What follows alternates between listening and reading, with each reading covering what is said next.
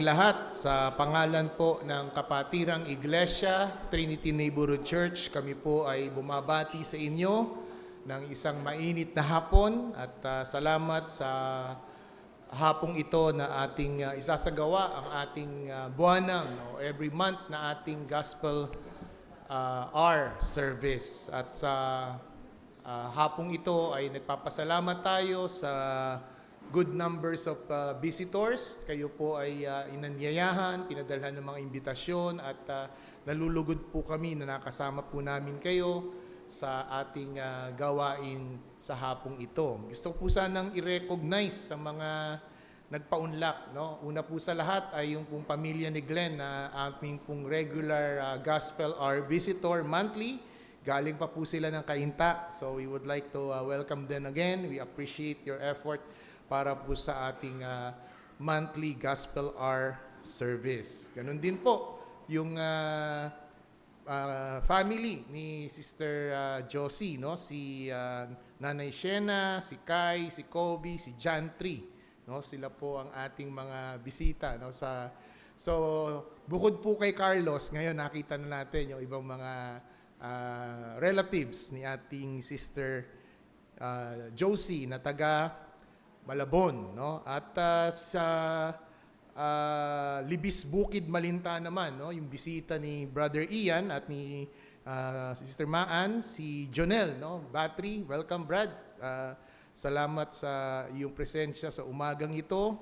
Ganon din yung kamag-anak naman ni bali apo ba pamangkin, basta ugay. Yan. So yan si Ate Oli, no? At si Neil Liam. And then ang pamilya, ang mga kamag-anak din, nasuki din natin sa ating gospel hour, ang pamilya ni Ate Lisa Reyes, no? Ayun, nandoon sila Chloe at saka sila Misael. And then nandito rin po ang parents ni Mai, no? Kapatid siya ni Albert Lestino na ating regular attender, no? Si Robert at si Christy nasa likod, no? Yung parents ni Mai. So second timer po sila ngayon dahil yung unang attend nila sa atin ay morning worship service. So welcome po sa kanila. Sa mga bisita po namin ito, hindi lang po namin kayo inaanyayahan sa aming every monthly na gospel hour service, kung hindi welcome po ang TNC sa aming lingguhang pananambahan tuwing alas 10 ng umaga. At last but not the least, dyan din pa pala si Pidong, nakita ko. Welcome din, Pids, sa ating gospel hour. And last but not the least, ito po yung dalawang taong mahalaga na makasama natin ngayon, no? Si Renato at si Robin. Yan. So sila po ang may dala ng binatog at ng ating taho. No? So kung wala sila, wala tayong merienda after ng ating Gospel Sunday. So sila po ay nabit-bit ba ni Professor Joel ba? O saan ba na? Taga Novaliches, no? Si Robin at si Renato naman ay taga Ugong. So sila ay first timer din dito sa ating TNC Gospel Hour Service. So ito pong aming iglesia ay isang iglesia na hindi nag-o-offer ng anumang pong entertainment sapagkat siniseryoso namin ang aming pagsamba sa Diyos.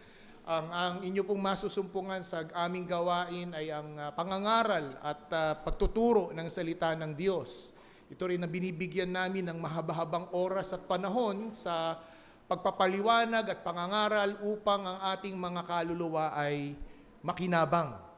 So yan po ang basically na distinctive practice ng Trinity Neighborhood Church. Ganon din po ang aming lingguhang pagtitipon. Maga't hapon kami po'y nagtitipon para po sa pagbibigay galang sa ika-4 na utos ng Diyos na maglaan tayo ng isang araw sa 7 araw na ipinagkaloob sa atin ng Diyos. So kayo po ay ipinanalangin namin since last Sunday pa po at maging sa aming prayer meeting kaninang umaga at maging ito po sa aming afternoon prayer meeting kayo po ipinanalangin. So yung aming pong pananalangin, ang inyo pong presensya, kayo po ang tugon ng Diyos sa aming pananalangin. Kaya hindi po ito isang aksidente, kung hindi ito po ay isang probidensya ng Diyos para kayo po ay makasama sa hapong ito at makapakinig ng salita ng Diyos. Sa ating pong panimula, nais ko pong basahin ang isang mga talata o ilang mga talata hango po dito po sa mga gawa, kabanatang 16, talatang 13 hanggang 14. Hanggang 14. Acts chapter 16 verses 13 to verse 14. At ang araw ng Sabat ay pumunta kami sa labas ng pintuan sa tabi ng ilog na ipinapalagay namin na may dakong panalanginan. Kami umupo, nakipag-usap sa mga babaeng nagkakatipon doon at nakinig sa amin ang isang babae na ang pangalan ay Lydia at sumasamba sa Diyos. Siya'y mula sa lungsod ng Thyatira na isang mangangalakal ng telang kulay ubi. Binuksan ng Panginoon ang kanyang puso upang makinig ng mabuting mga bagay patungkol sa sinasabi ni Pablo. So ito pong tatlong talata na binasa ko, o dalawang talatang binasa ko po sa inyong lahat, ay nais ko lang pong ipakita sa inyo na ang ordinaryong paggalaw ng Diyos sa kanyang pagtawag sa isang taong makasalanan. Dito po natin makikita na meron pong tinatawag na there is an appointed day. Yung Sabat po na sinasabi sa verse 13, sa araw ng Sabat, si Pablo at ang kanyang mga missionary team ay hinanap po nila yung pong lugar ng pagtitipon ng mga taong tagaron. Dito po sa Pilipos. Sa kanilang pong paghahanap, gusto po nilang makipag-fellowship, gusto po nilang maki-join ng isang corporate assembly, ang natagpuan nila ay yung tinatawag na kalipunan ng mga kababaihan na nagpe-prayer meeting at nagpe-fellowship sa tabing ilog. So makikita po natin, there is an appointed day, which is Sabbath, but there is also an appointed time and place. Itong mga kababaihang ito ay matapat na nagtitipon tuwing araw ng Sabat para sa kanilang pakikinig ng salita ng Diyos. Si Apostol Pablo po ay lumalabas na parang kanilang guest speaker. At ang sabi po ni Lucas dito bilang isang eyewitness, siya po ang saksi sa mga kaganapang ito, doon daw po sa mga kababaihan nagkakatipon na regular na nagtitipon, ay meron daw isang pangalang negosyanteng Lydia at ang sabi doon, binuksan ng Diyos ang kanyang puso sa pakikinig ng salita ni Pablo. Bakit ko po binabanggit ang bagay na ito? Ito po ang kadahilanan kung bakit kami nag-aanyaya.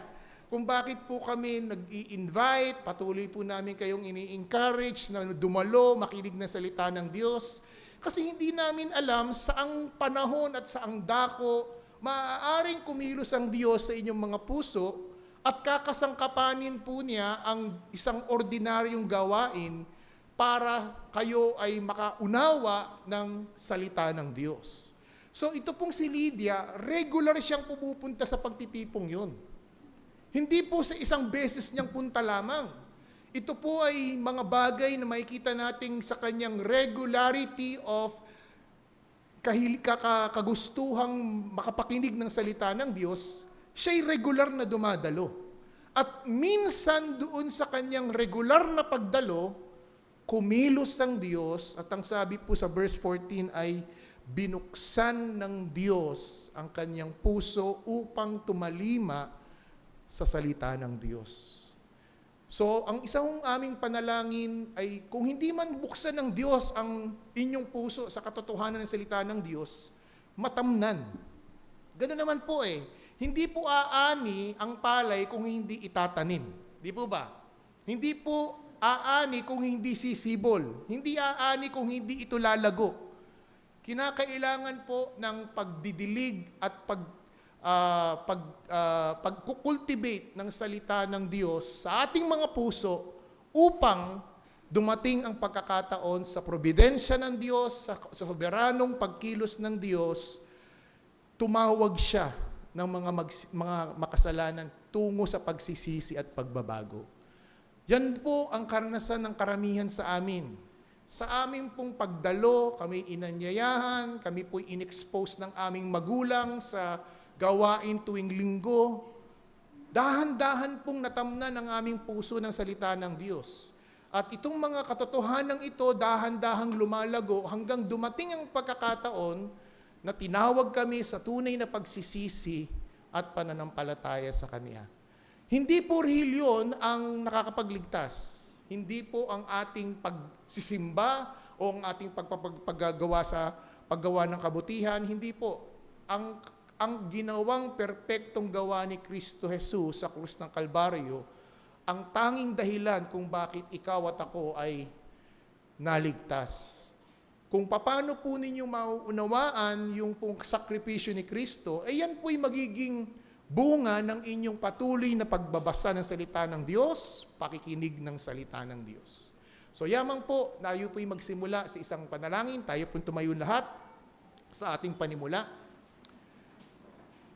Tayo manalangin. Nagpapasalamat kami, dakilang Diyos, na sa hapong ito ay niloob mo na kami makadako sa sambahang ito para kami magsama-sama na magpasalamat, umawit, magpuri, at makinig ng iyong salita. Salamat din sa mga bisita namin, mga kamag-anak at mahal namin sa buhay na pinaunlakan ng aming paanyaya. Ang dalangin po namin na sila po'y magpatuloy sa pakikinig ng inyong salita o pagbubulay-bulay, pagbabasa ng inyong salita sa pamamagitan ng kanilang mga sariling sipi ng Biblia o maging sa kanilang Bible app. Maaari din silang magpatuloy na makinig sa aming pong TNC Facebook account page upang ang kanilang mga puso ay patuloy na matamnan at lumago ang salita ng Diyos na naihahasik sa kanila. O Diyos, kumilos ka nawa sa aming kalagitnaan. Kung ang araw ni ito ay panahon ng pagtatanim, panahon ng paglalago, panahon ng pagdidilig, o panahon ng pag-ani, hindi namin alam. Ipinalagay namin sa iyong kamay ang iyong soberanong pagkilos sa aming kalagitnaan. Sa iyo ang mataas na papurit pasalamat sa pangalan ni Kristo Jesus. Amen. Manatili po tayong nakatayo para sa ating unang awitin. Awitin po natin ang kahanga-hangang biyaya ng Diyos. Amazing Grace of God. The amazing grace of God.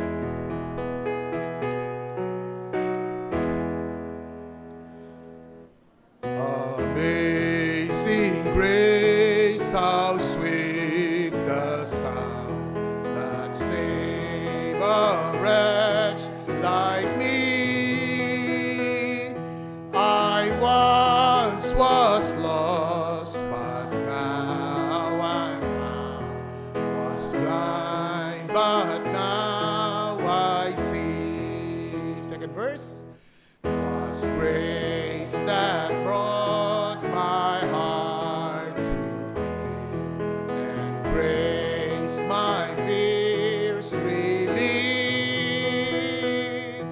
How precious did that grace appear, ere I first believed.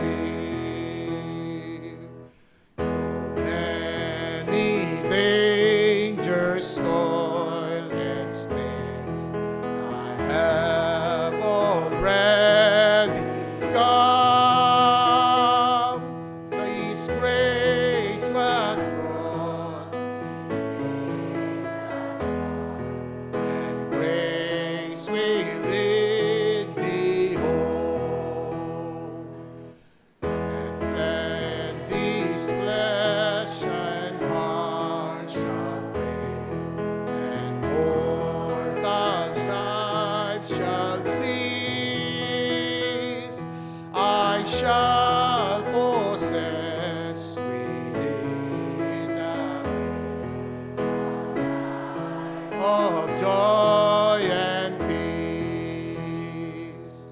When we've been there 10,000 years, bright shining as sun,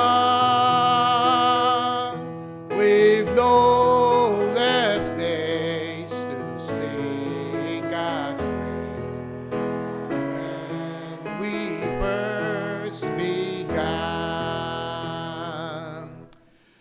Amen.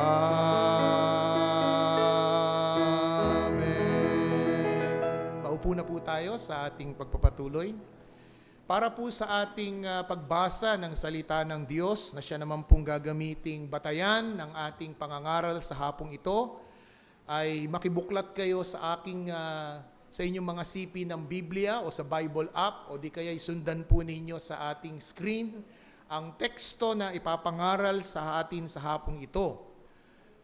Ito po ay hango sa mga gawa, chapter 7, verses 54 to 60. No? Ganito po ang sinasabi. Nang marinig nila ang mga bagay na ito, sila ay naggalit at nagngalit ang kanilang mga ngipin laban kay Esteban. Ngunit siya'y palibhasa puspos ng banal ng Espiritu Santo ay tumindig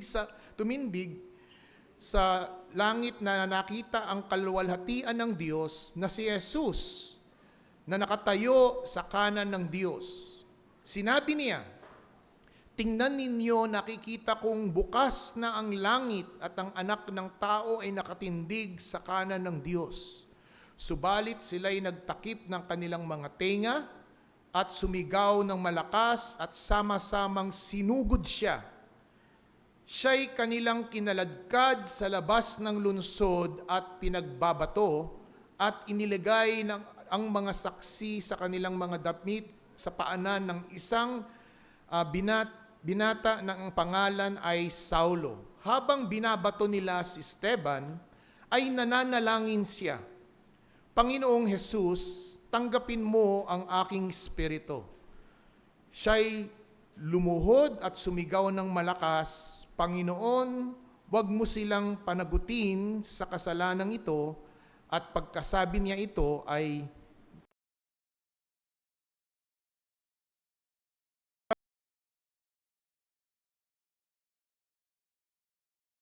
aawit po tayo ng isang himno ng paghahanda at para po sa aming mga TNC members and our regular attenders, we have decided to have our special offering for our activity this coming December. So if you would like to be part of the expansion of God's kingdom, you may do so. So sa aming pong mga bisita, hindi po para sa ito. No? Ito po ay para sa, kung kayo po gusto niyo, malaya po kayo. Subalit it is for a special offering for our church activity. Speak, O Lord. Awitin po natin.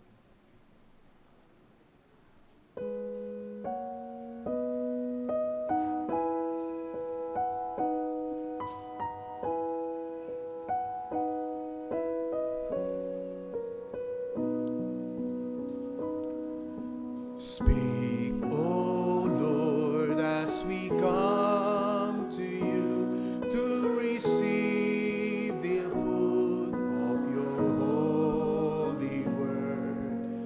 Take your truth, plant it deep in us, shape and fashion us in your likeness. Let the light of Christ seen today in the acts of love and our deeds of faith. Speak, O Lord, and fulfill in us all your purposes for your glory. Teach us, Lord, full obedience, holy reverence, through humility. Test our thoughts and our attitudes in your radiance of your purity. Cause our faith to rise, eyes to see your majestic love, authority, your power that can never fail. Let the truth prevail over unbelief. Speak, O Lord, and renew our minds. Help help us grasp the heights of your plans for us. Truth and change from the dawn of time, let go down through eternity. And by grace we'll stand on your promises, and by faith we'll walk as we walk with us. Speak, O Lord, your church is built, and the earth is filled with your glory. Tayo manalangin. Salamat, O Diyos, sa mga nalikom na halaga para po sa patuloy na gawain ng iyong kaharian. Salamat din, O Diyos, sa mensahe ng awitin na tunay nga pong naihanda ang aming puso't kaisipan sa pinakamahalaga at tugatog ng aming pagsamba, ang pakikinig ng iyong mga salita. Gamitin mo at kasangkapanin mo ang iyong lingkod sa aming kalagitnaan at ang iyong kaningningan, ang iyong kalwalatian, ang mapapurihan sa aming kalagitnaan sa pangalan ng Kristo Jesus. Amen.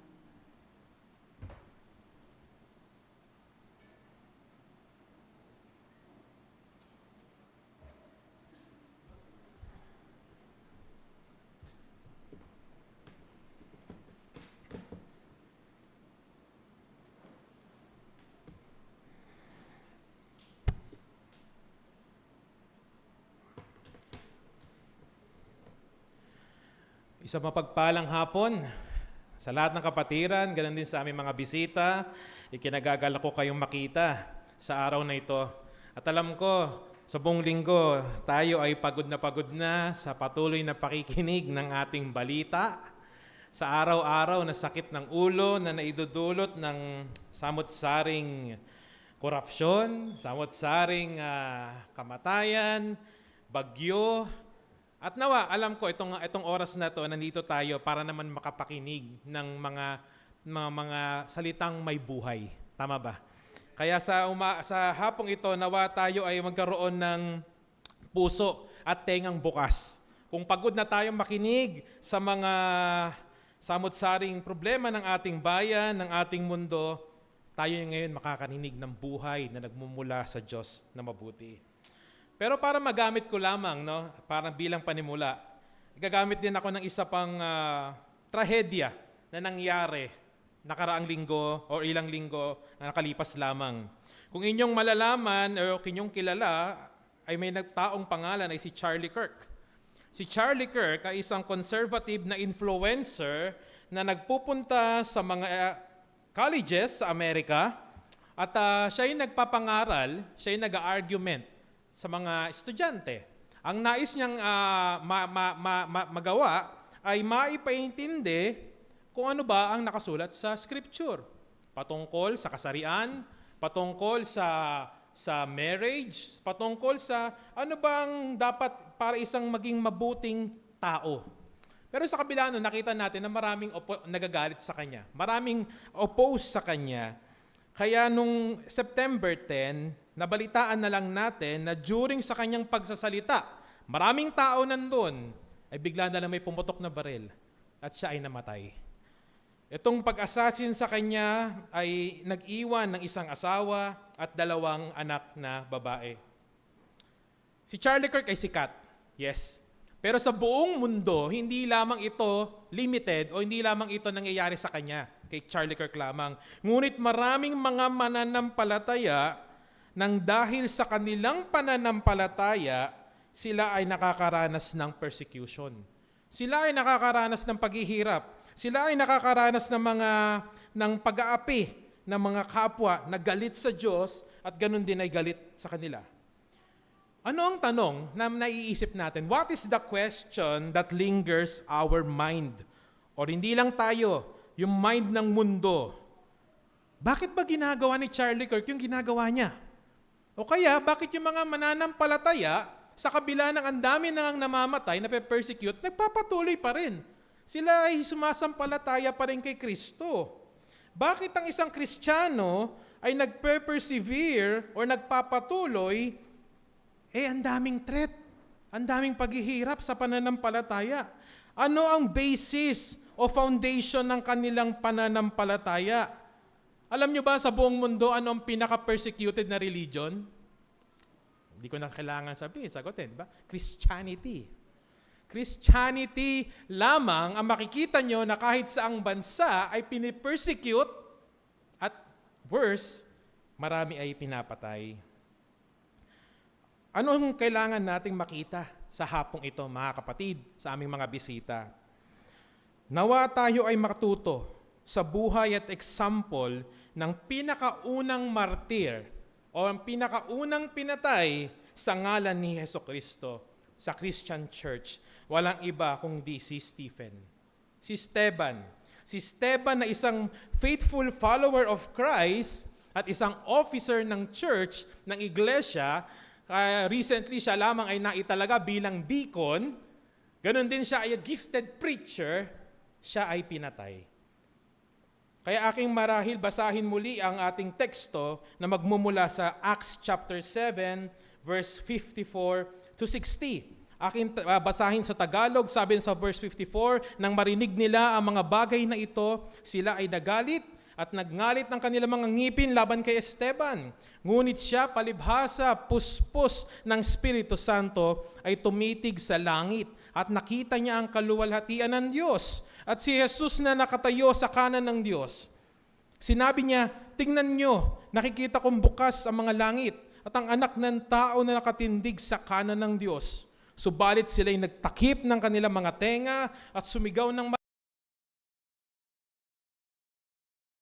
God ng palabas ng lunsod at pinagbabato. At inilagay ng mga saksi ang kanilang mga damit sa paanan ng isang binata na ang pangalan ay Saulo. Habang binabato nila si Esteban, ay nananalangin siya.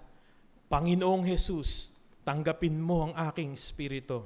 Siya'y lumuhod at sumigaw ng malakas, Panginoon, huwag mo silang papanagutin sa kasalanang ito. At pagkasabi niya rito, ay namatay na siya. Tayo muna po ay manalangin. O Diyos aming Ama, nawa Panginoon, Ikaw ang mangusap sa amin sa hamok ito. Ikaw ang magbigay ng hamon sa aming mga puso. Kung bakit ba ang tao ay sumasampalataya sa iyo? Ano ang aming pagkakaintindi? Nawa ito rin, Panginoon, ay maipaintindi mo sa aming mga bisita. At kami, O Diyos, na sumasampalataya sa iyo, ay patuloy na magkaroon ng pag-asa, ng pananampalataya, manindigan, para bilang tawaging iyong mga anak. Nawa ikaw mangusap sa amin sa hapong ito, sa pangalan ng inyong anak na si Jesus. Amen. Yung ating binasa, para ating maintindihan sa pagtuloy na paglaganap ng Kristyanismo, pagkatapos na si Kristo ay umangat sa langit, yung patuloy na pagdami ng iglesia at ng mananampalataya, ganun din dumami rin yung against sa Kristyanismo. Marami rin yung nagalit. Kaya nakita natin sa yugtong ito, si Stephen, siya ang naging example. Siya ngayon yung pinagbuntungan. Siya yung naubusan ng galit ng tao. Kaya ngayon, sa panahon na ni Stephen, samot-saming false accusation ang ibinato sa kanya. Mga kasinungalingan. Bakit? Kasi pag hinaharap nila si Stephen o si Esteban, hindi nila mapantayan yung wisdom na meron si Stephen. Or, mas mabuting sabihin, hindi nila ma-question ng scripture. Hindi nila ma-question ng katotohanan na inihahayag ni Stephen. Kaya ano ang nangyari? Sila ngayon ay nagalit na lamang. Di ba very common yan sa panahon natin, mga kapatid?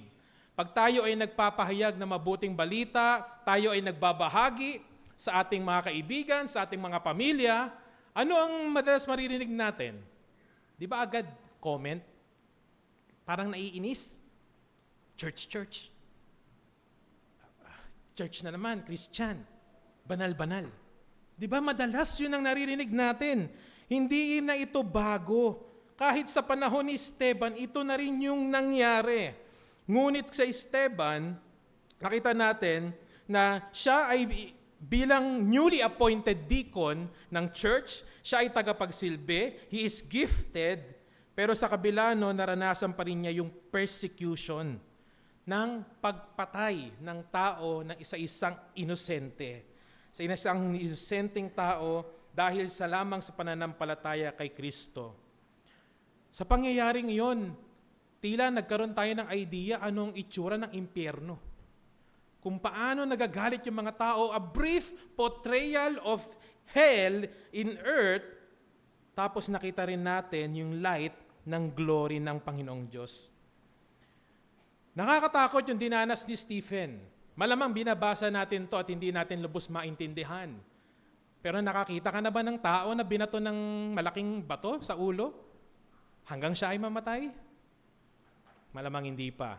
Pero sa mga nakakita na, ito'y nakakakilabot, nakakatakot. Ito ang ginawa kay Stephen. Ngunit sa kabila nun, ano ang nakita natin? Nakita natin ang kanyang courage, ang comfort na binigay ng Diyos, ang hope na sa kabila na siya ay mamamatay na, siya pa rin ay may pag-asa sa Diyos. Meron totoong pag-asa kay Kristo, mga kaibigan, mga kapatid, aming mga bisita at aming mga kapatiran. Merong totoong pananampalataya kay Kristo, na ang pananampalatayang ito ay hindi nasasayang. Nandito tayo sa oras na ito, hindi tayo nagsasayang ng panahon, mga kapatid. Kung tayo ay nakikinig ng ilang oras, ilang araw sa Senado, bakit hindi tayo makinig ng isang oras na may taimtim na pakikinig ng puso sa oras na ito? Ang pinag-uusapan natin ay hindi utang ng ating bayan. Ang pinag-uusapan natin ay ang utang ng ating kaluluwa, ang ating kasalanan na tinubos ng Diyos.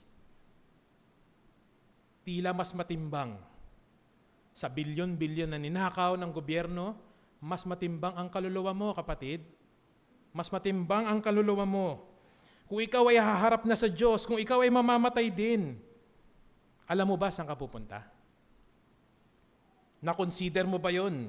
Sa mga kabataan dito, kayo ay mag-aaral pa lamang, kayo ay tumipili ng kurso. Malamang napakababaw pa ng inyong pagtingin sa inyong future.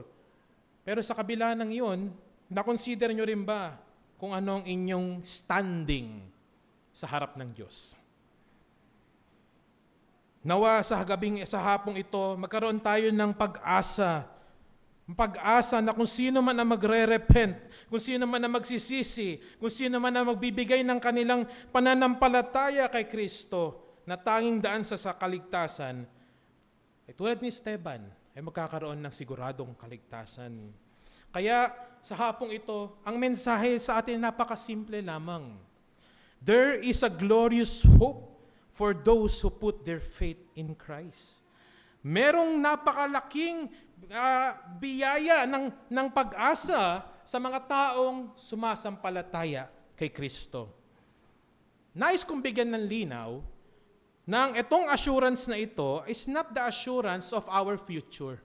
No, hindi ibig sabihin nito na nakinig ako kay pastor, nakinig ako sa preacher, tapos sumunod ako sa Panginoon, yung buhay ko ay aayos na. Hindi po.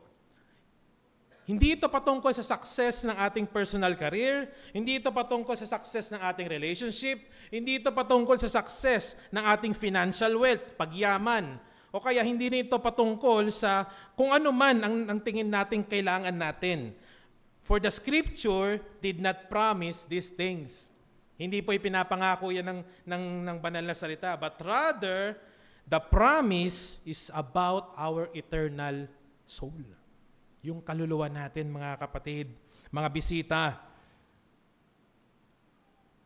Sa lahat ng sumasampalataya sa Panginoong Hesukristo, nawa ito ay maging reminder sa atin that we can truly rest in the promises of God's salvation.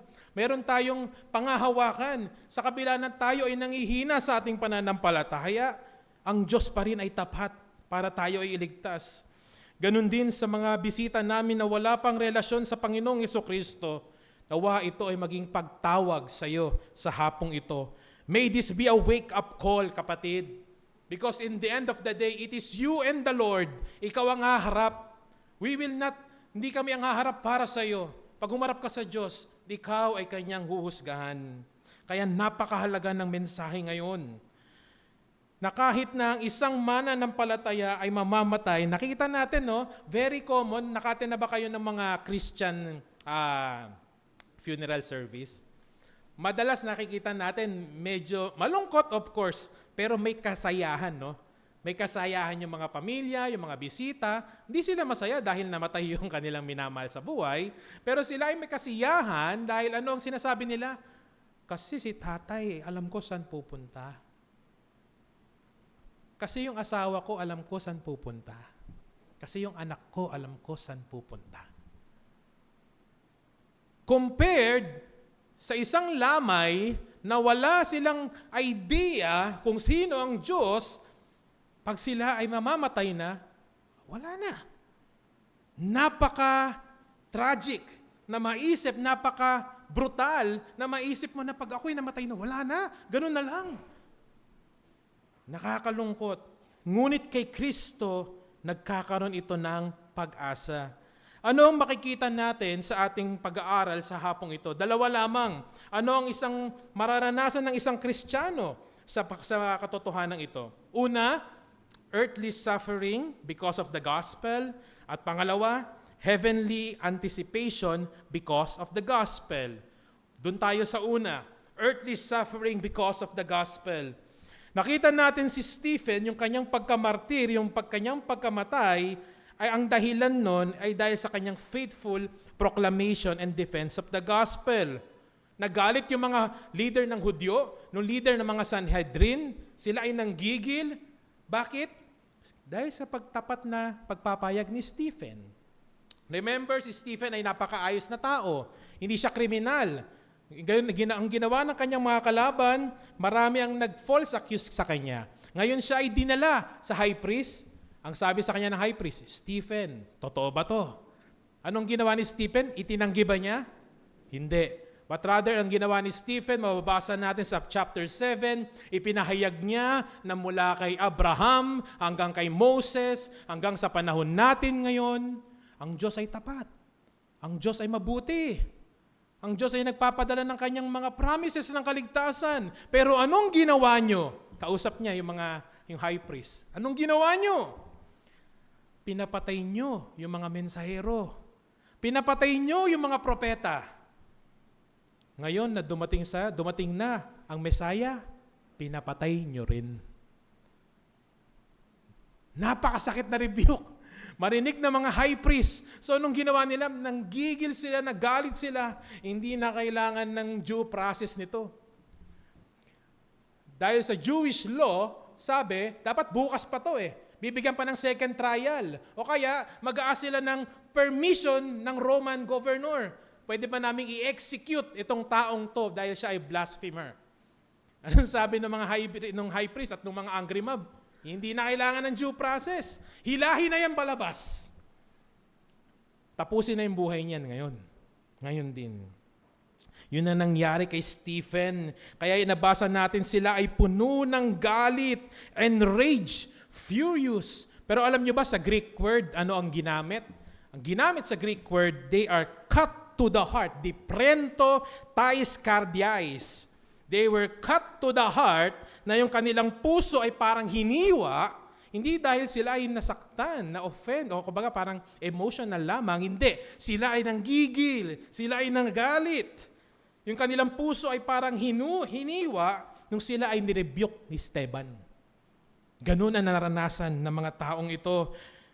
They grind their teeth. Sa ibang version, sa NIV, they gnash their teeth.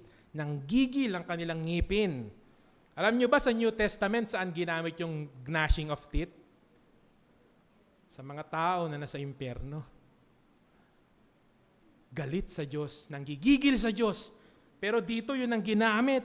They gnash their teeth against Stephen. Galit na galit sila. Tapos ang sabi doon sa verse 57, they are in one accord. Sama-sama sila, iisang motibo, sabay-sibay. Nakakatakot to pag binasa mo to sa verse 57. Sila ay sumigaw, nagtakip sila ng tenga nila, at sama-sama silang sumugod kay Stephen. Hindi ba nakakatakot yun? Ikaw ba na-imagine mo, susugurin ka ng maraming tao, 100 na tao, para hilahin ka palabas ng marulas? Daling ka sa monumento? para ikaw ay patayin. Ganun na nangyari kay Esteban. Nakita natin na itong mga tao na ito, they took the law upon their hands at immediately in-execute nila si Stephen. Tignan naman natin ano yung nasa mata ni Stephen ng mga oras na to. Sa mata ni Stephen, nakita niya yung galit, yung inis ng mga tao, yung mga mata nila nanggigigil, namumula sa high blood, namumula sa hypertension o sa gigil, sa galit. Pero, nakita nito, si Stephen, saan siya tumingin? Siya ay tumingin sa langit. Tumingin sa langit. Ito yung nakakalungkot sa history ng Christianity, mga kaibigan. Kasi hindi na nahinto yung kay Stephen Alam nyo ba hindi na ako lalayo, no? Ito lang, just this month, hindi ito nababalita kasi hindi naman influencer yung napatay. Sa Nigeria, alam nyo ba ilang Kristiyano ang pinatay this month? More than 300. Ilan tayo dito? Wala pa tayong 300. So napakadami. More than 300 Christians are killed. Yung iba, sinunog ang bahay, pinaalis sa kanilang bahay. Yung iba ay kinidnap. Anong reason? Dahil sila ay Kristiyano. Noong September 10, si Charlie Kirk ay of course nabalitaan natin na inassassinate. Anong makikita natin sa kalagayan ng ating paligid? Nang pagkakaroon pala ng pananampalataya kay Kristo, has its earthly suffering. Has its earthly suffering. Dahil ang mga hostile kay Kristo ay galit sa gospel, galit sa katotohanan na ipinapahayag. Baka iniisip nyo, inimbitahan ako dito, binisita ako dito, tapos tinakot ako pagka ako'y sumampalataya kay Kristo. Hindi po. Pagkos, sinasabi ko lamang po, pinapaisip ko lang sa inyo, anong meron sa Kristyanismo at bakit gigil na gigil ang kaaway? Gigil na gigil. Ano ang punto na ating makukuha? The truth of the gospel expose believers to the hatred of the unbelieving world. Ayon ang sagot.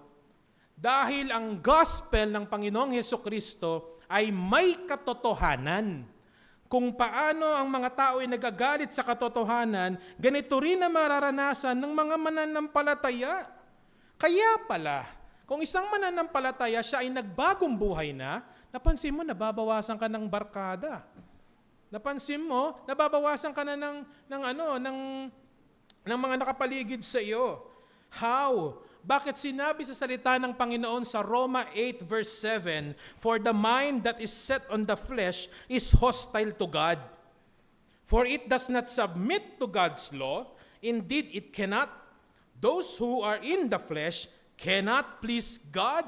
Anong sinasabi dito ni Pablo? Na ang laman o ang katawan ng isang tao dahil sa kasalanan ay normal na galit sa Diyos. He doesn't respect the authority of God. The next question is, why? Bakit? Sinagot din ito sa John 15. At sinong sumagot? Si Kristo mismo. Because the world hated Christ first. Sabi ni Kristo, if the world hates you, ang kausap niya dito yung mga disipulo, kung ang mundo ay galit sa inyo, if the world hates you, know that it has hated me before it hated you. If you were of the world would love you as its own. But because you are not of the world, but I chose you out of the world, therefore the world hates you. Yun naman pala ang sagot. Kaya naman pala ang isang Kristiyano ay kinagagalitan ng mundo, ng makasalanang mundo, dahil ang mundong itong makasalanan ay galit kanino? Sa Diyos muna. Galit sa Diyos, galit kay Kristo, kaya sa mga sasampalataya kay Kristo, sila ay magagalit din. Pero ito yung ironical na nakakatakot dito, na para sa atin dito sa mundo ay tingin natin okay. If you were of the world, kung ikaw ay nasa mundo, ibig sabihin, kaparehas ka ng mundo, therefore, the world loves you. Tanggap ka. Accepted ka.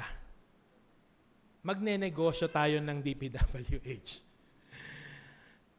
Kaya pala ganoon, ang tao ayaw sa katotohanan, pero gusto sa kasalanan. Galit sa Diyos, pero gusto sa gawa ng kaaway. Ito pala ang sinasabi ng Scripture kung paano ang United States of America, napakalaking bansa. Alam nyo ba sino ang nag-found nito? Sino ang nagpatibay nito? Mga mananampalataya, mga Puritans.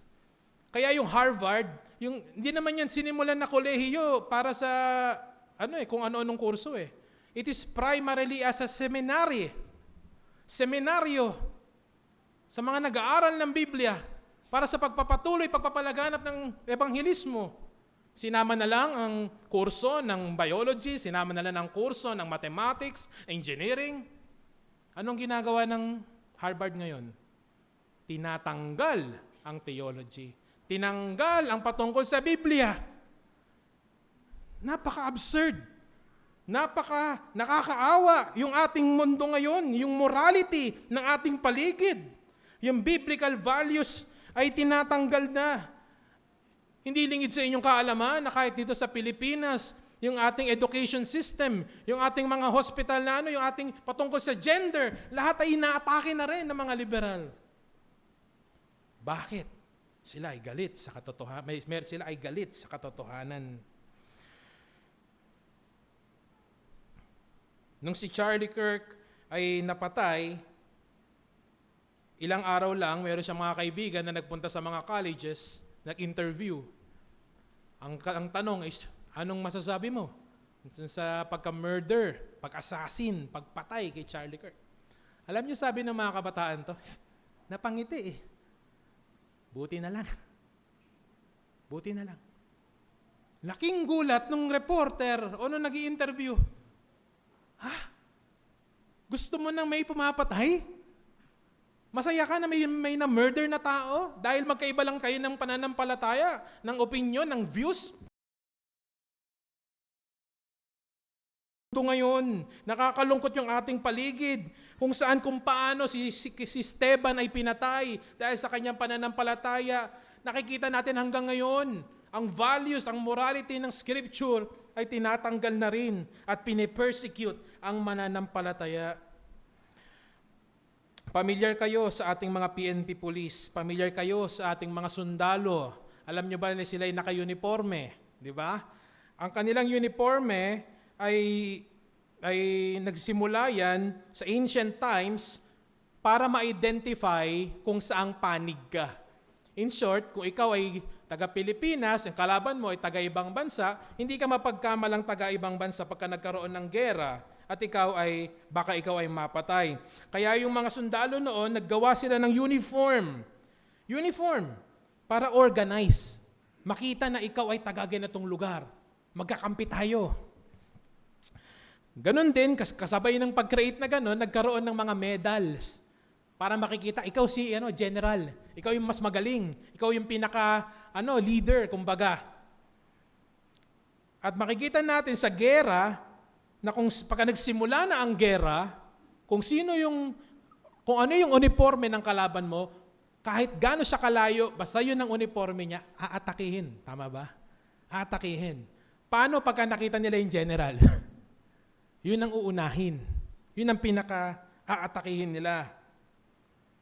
Hindi ba't ito'y wala ring pagkakatulad sa ating pananampalataya? Na kung ikaw ay papanig kay Kristo, lalayo ka sa mundo, lalayo ka kay Satanas, lalayo ka sa makasalanan, ikaw ay ipapanig kay Kristo, susuotin mo ang uniforme ni Kristo, ang pagiging Kristiyano, ikaw din ay makakaranas ng persecution. Tatargeting ka ngayon ng kaaway. At kung ikaw ay patuloy na lumalalim sa pananampalataya, ikaw ay tapat, guess what? Ikaw din ay mas tatargetin lalo ng kaaway. Ito ang malungkot na nakatotohanan. na ang pagsunod kay Kristo ay may tinatawag na spiritual warfare against sa kalaban, sa demonyo. Hindi mo ba napansin na nung before, hindi ka sumusunod kay Kristo, napakasarap ng buhay, parang ang sahapi, ang tahimik, napaka-easy.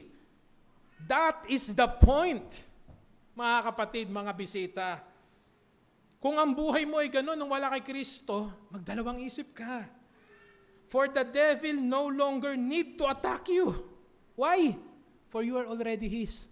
Ba't kanya atakihin? Ikakampi ka niya. Ito ang katotohanan ng salita ng Panginoon. Kaya ang isang mananampalataya na tumatayo sa kanyang pananampalataya ay makakaranas ngayon ng hate sa kanyang pamilya, sa kanyang chapter 4 verse 16, however, if you suffer as a Christian, do not be ashamed. Huwag ka daw mahiya, huwag ka matakot. But praise God that you bear that name. Maging proud ka na Kristiyano ka. Pag ikaw ba'y nasa eskwelahan, proud ka ba na natatawag kang Kristiyano o nahihiya ka? Hindi ka cool. Sa trabaho, ikaw ba tinatago mo yung pagiging Kristiyano mo para ikaw ay magkaroon ng extra money or ng privilege? Sa society, bakit mo tinatago yung pagiging Kristiyano mo? Dahil ba nahihiya ka? Pero sabi dito, kung ikaw ay nagsasuffer naman, kung ikaw ay nakakaranas ng hirap, huwag ka matakot, huwag ka ma-ashamed. Napakalaking pribilehiyo ang maging part ng suffering ni Kristo. Why? Bakit, Brother JM? Bakit, Kuya JM? Because in the end, the glorious hope of every believer is in Christ. In the end, ang lahat ng mananampalataya ay si Kristo ay kanilang pag-asa. Kaya ano yung challenge sa atin? Do not be afraid, but pray with boldness, for the Lord Jesus defeated death and reigns in victory. If ikaw ay hindi pa rin sumasampalataya sa Panginoon, wala kang relasyon, kaibigan, inaanyayahan ka namin dahil itong mga promises ng Diyos ay para lamang sa mga sumusunod sa Kanya. Para sa partido ng Panginoon, para sa pamilya ng Panginoon, para sa anak ng Panginoon. Kaya nga kami may gospel hour. Bakit? Dahil nais namin kayo ay maligtas, kayo ay sumampalataya sa Diyos. Na kayo rin ay magkaroon ng assurance na meron kang hope, meron kang relasyon. Kahit matapos man ang buhay mo, ako ay maliligtas. Kung ikaw naman ay mananampalataya, nawa itong mensahe na ito ay mag-encourage sa iyo to speak for the Lord in boldness. Tayuan mo ang pagiging Kristiyano mo. At do not be ashamed of the title of being a Christian.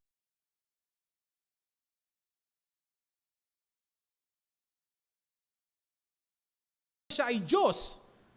Nagkatawang tao para lamang iligtas ang tayong madudumi, tayong mga makasalanan. Bakit hindi natin ibigay yung nararapat na paggalang sa Kanya, sa pag-acknowledge sa Panginoon? Sabi ni Kristo sa Matthew 10 verse 28, and do not fear those who kill the body, but cannot kill the soul. Huwag niyo daw katakutan yung mga tao ang kaya lang patayin ay ang katawan. Rather fear him who can destroy both soul and body in hell. Tingin niyo sino yung sinasabi dito ni Kristo? Matakot kayo sa Diyos. Matakot kayo sa akin. Ako na may hawak ng kaluluwa. Ako na may hawak ng buhay at kamatayan na ang Diyos. Ako ang inyong katakutan. Dahil in the end, ang isang tao na sumasampalataya ay magkakaroon ng buhay na walang hanggan. Ang isang tao na hindi sumasampalataya at tinatakwil ang Diyos ay makakaranas ng magpakailanman na paghihirap sa dagat-dagatang apoy. Kaya let us not be ashamed kay Kristo. May warning siya sa Matthew 10:33, but whoever denies me before men, I will also deny him for my Father who is in heaven. Huwag nating gawing katatawanan. Huwag nating isipin na ito ay biro lamang o napaka-mababaw na pakikinig. Ang kaluluwa natin ang nakasalalay dito, aming mga kaibigan. Kung paano si Stephen, kinwestiyon siya sa kanyang pananampalataya, ganun din tayo. Dapat meron tayong joy, meron tayong boldness sa pagsagot. Ano ang pananampalataya mo? Bakit ka sumasampalataya kay Kristo?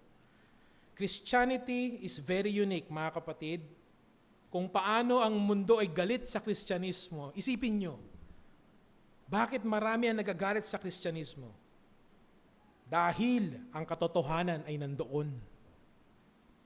Ang katotohanan ay nandoon. Therefore, sa atin lahat, let us come to Christ. Repent of our sins and surrender your life to Him. Believe in Christ alone. And lastly, heavenly anticipation because of the gospel.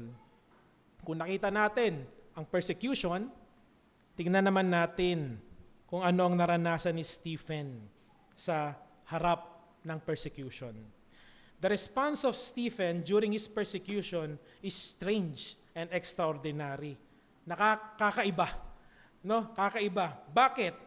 Kasi ang normal na response ng tao, pag ikaw ay sinuntok, anong automatic na gagawin mo? Tataas din yung kabila mong kamay. Ikaw din ay ready sumuntok.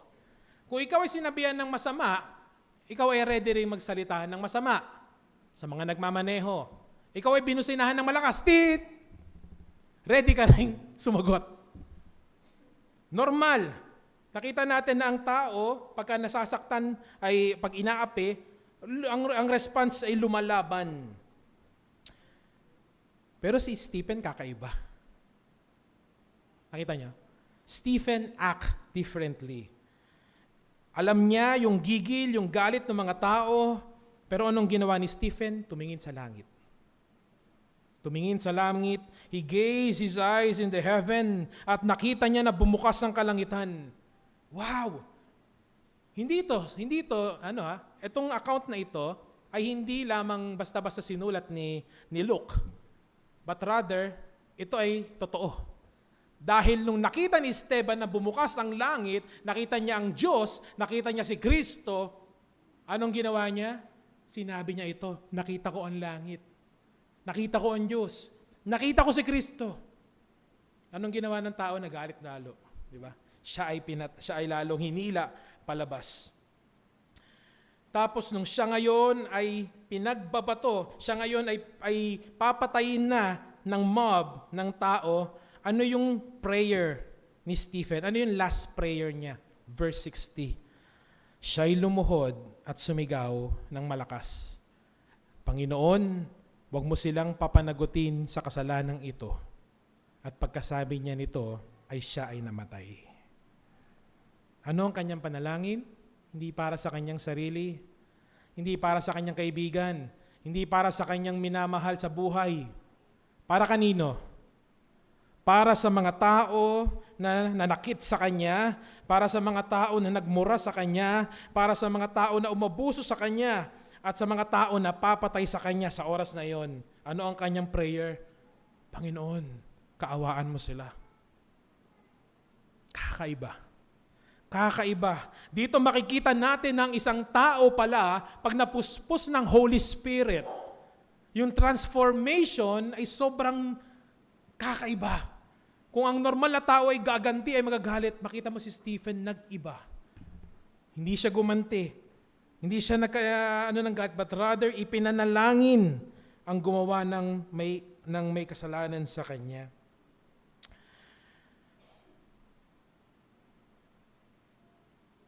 Ang Holy Spirit, mga kapatid, ay tunay na may kapangyarihan. Ang isang taong sumampalataya sa Diyos, ako ay hindi naniniwala na sinabi mong mananampalataya ako pero walang pinagbago ang buhay mo. Nag-utter ako ng sinner's prayer 10 years ago, pero hanggang ngayon, parang wala pa rin pinagbago. Dahil ang gospel, ang ebanghelismo ng Panginoon ay may kapangyarihan. May kapangyarihan para magligtas, may kapangyarihan para magbago. At hindi lang doon, may kapangyarihan para bigyan ka ng hope sa future. Kaya ang isang mananampalataya pala, mga kapatid, mga bisita, ay merong future glory sa Diyos. May future glory na whatever mangyari sa kanilang buhay, sila ay makakaranas ng resurrection. Why? Dahil ipinakita to ni Kristo. Sa Matthew 11, nakita natin, sinabi ni Kristo, ako ang resurrection, ako ang pagbubuhay muli, sa akin ang gagaling ang buhay. Pagkatapos niyang itinuro yon, binuhay niya si Lazarus. Kasunod naman nun, tinuro niya, after 3 days, papatayin man ako, pero after 3 days, ako ay mabubuhay muli. Pre-prophesy niya. And yet, nakita natin, in account, na si Kristo ay nabuhay muli. Ngayon, ano ang challenge ni Kristo? Sa lahat ng sasampalataya sa akin ay bibigyan ko rin ng pangalawang buhay.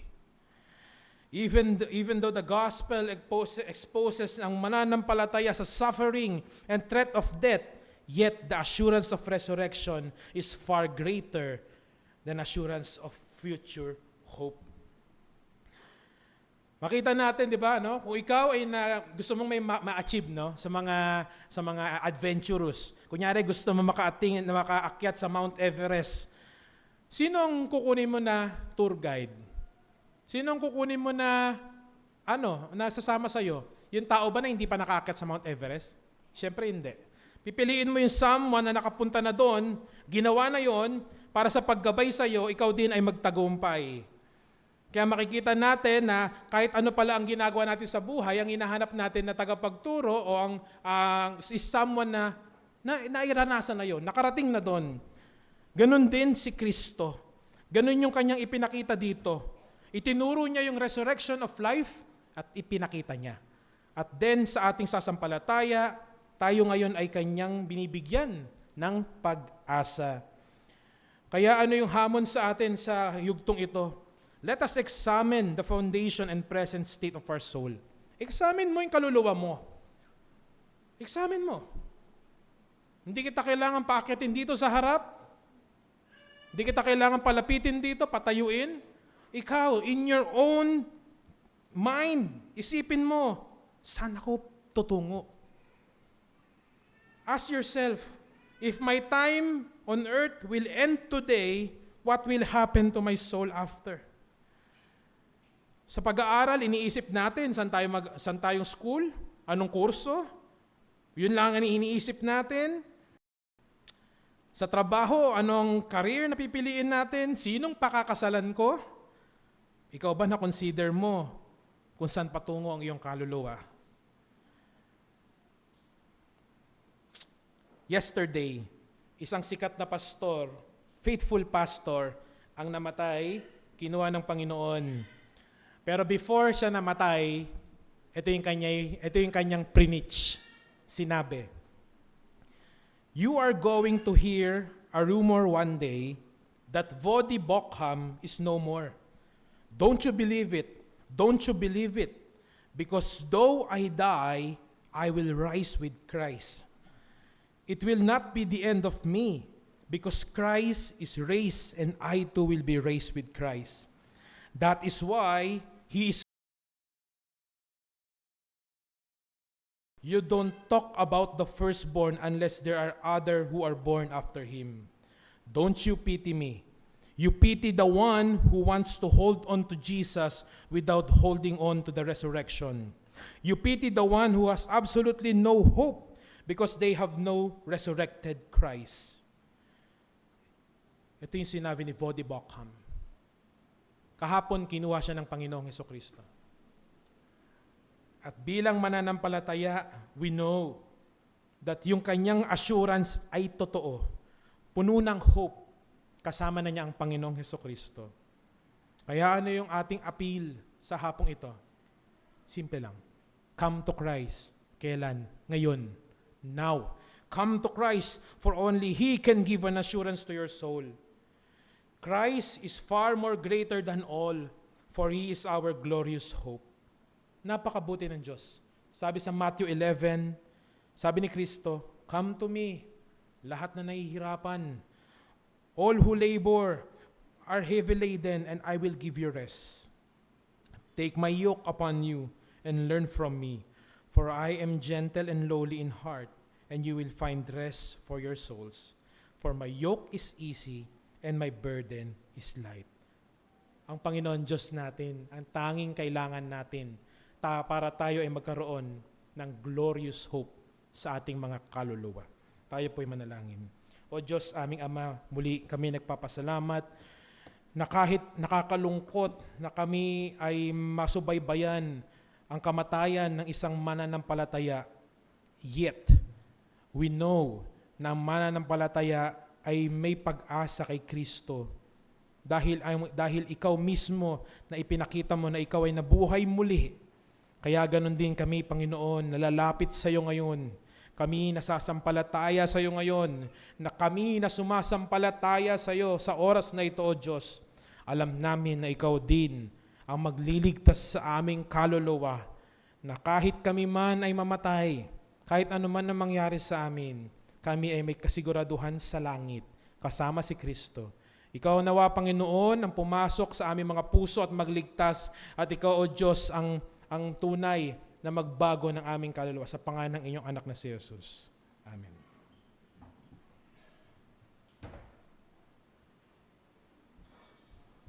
Salamat, Brother JM. Isang bagay ang nais po nating isipin, no? A thought-provoking question sa bawat isa sa atin. Bakit po sa lahat ng worldview sa mundo, ang Kristyanismo ang pinagbabawal? Bakit po sa 52 Muslim countries, ang Biblia po ang pinagbabawal basahin? Bakit nila sinasabi na ang Bible daw po ay parang isang Aesop fable lang? Pero bakit pinagbabawal? Bakit po hindi pinahihintulutan na sila ay magkaroon ng mga kani-kanilang sipi? Bakit bawal basahin? Yung iba naman, may ibang relihiyon na Biblia ang batayan ng kanilang pagtuturo daw, pero yung mga miyembro nila ay ayaw pabasahin. Dapat daw po ang mga ministro lamang nila ang merong kakayahan at may karapatan na magturo at magpaliwanag nito. So ito'y isang question na dapat pag-isipan ng bawat isa sa atin. Kaya ang hamhamon po namin sa aming mga viewers sa FB at sa mga bisita po namin dito, kung ang hindi po kayo nalalayuan kayo or probably ay hindi angkop sa inyong kalagayan, ang lugar na pagpunta rito, we encourage you for the sake of your soul to look for a biblically ordered church.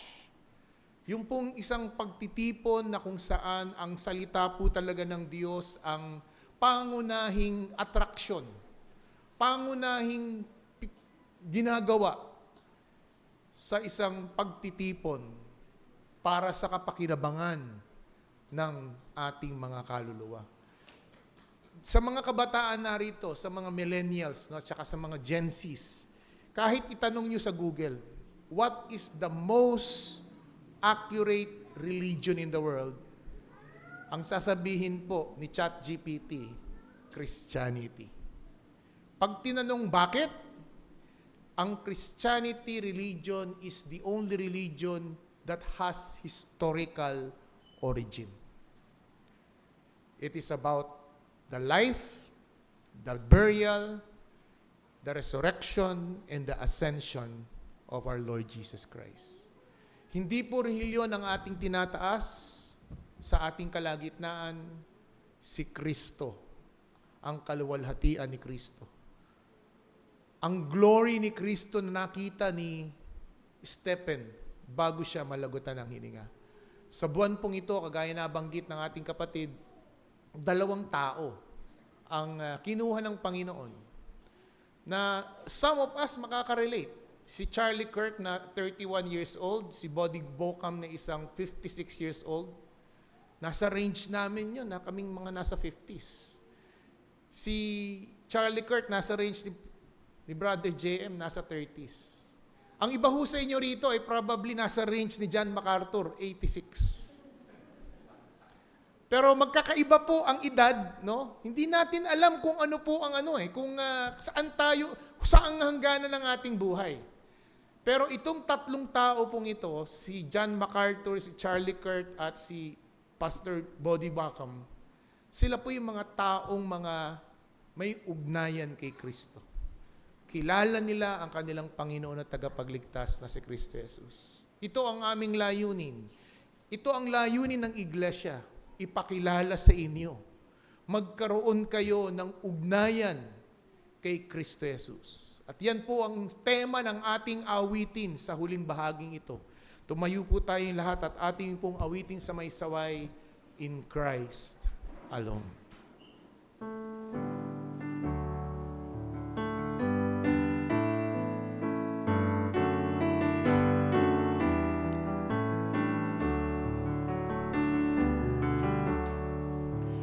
Christ alone, my hope is found. He is my light, my strength, my song. This cornerstone is solid ground. Fear from the fiercest drought and storm.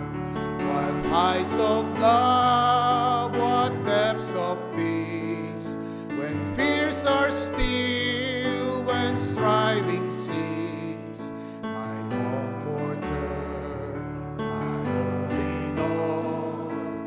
Here in the love of Christ I stand. In Christ alone, on flesh, fullness of God in helpless pain, this gift of love and righteousness, scorned by the ones He came to save, till on the cross that Jesus died, the wrath of God was satisfied. For every sin on Him was laid, here in the death of Christ shall live. There in the ground His body lay, life from the Lord of darkness then. Still cold, His glorious day, up from the grave He goes again. And as we stand in victory, since curse has lost its grip on me, for I am His and He is mine, bought by the precious blood of Christ. No guilt and light, no fear and death. This is the power of Christ in me. From life's first cry, final breath, Jesus commands my destiny. No power of hell, no scheme of man can ever pluck me from His hand, till He returns and calls me home. Here in the power of Christ I stand. Amen. Awitin po natin ang doxology sa ating pagtatapos.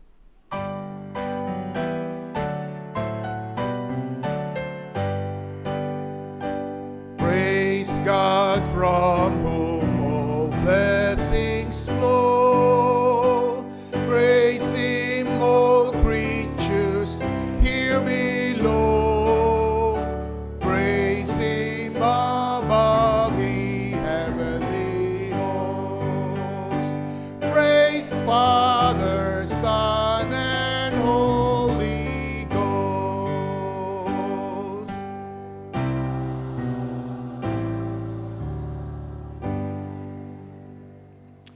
Salamat o Diyos sapagkat sa aming bansa ay may kalayaan ng pangangaral ng inyong mga salita.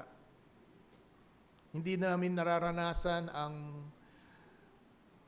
persecution sa iba't ibang bansa, kagaya sa Nigeria na more than 300 plus ang nasawi at namatay dahil sa kanilang paninindigan sa aming Panginoong Jesucristo na kanilang Diyos sa tagapagligtas. Hindi pa, Panginoon, nararanasan ng bansang Pilipinas ang persecution na ito. Maaari ang persecution na nangyayari sa mga individual na Kristiyano ay nanggagaling sa pamilya, nanggagaling sa kamag-anak o sa kaopisina, sa mga kaklase. But in the wider scale, the government has not suppressed us in the proclamation of your God's word. How much more kung iyong papahintulutan sa mga darating na panahon? Sino kaya sa mga TNC members ang magpapatuloy? Sino kaya ang mga professing Christians ang magpapatuloy? Nawa, Panginoon, may we examine our life in the light of your word. May we examine ourselves, what if we are in the shoes of Stephen? Are we ready to die for the sake of the gospel? Are we ready to die for our conviction about our faith? Nawa, Panginoon, maging sa aming mga bisita ay tamnan mo ang kanilang mga puso ng katotohanan ng iyong salita, sapagkat hindi ang karanyaan sa mundo, hindi ang mga material things na nagbibigay ng pleasure sa amin, which is later on ito'y maglalaho, mawawala, at kung ito'y bunsod pa sa kasamaan, it will be a pain and suffering us afterwards.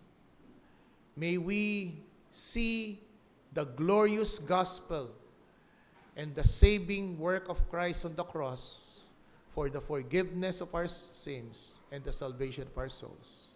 At ngayon, tanggapin natin ang pagpapala ng Diyos, ang pag-ibig na pinatunayan ni Kristo sa krus ng Kalbaryo, at sa banal na Espiritu na siyang mangungusap, mag-uudyok, manunumbat kung kinakailangan sa ating mga kaluluwa, sa mga mensahe at salita ng Diyos na ating narinig, hanggang sa ating paglabas sa gusaling ito, ngayon at sa muli nating pagkikita.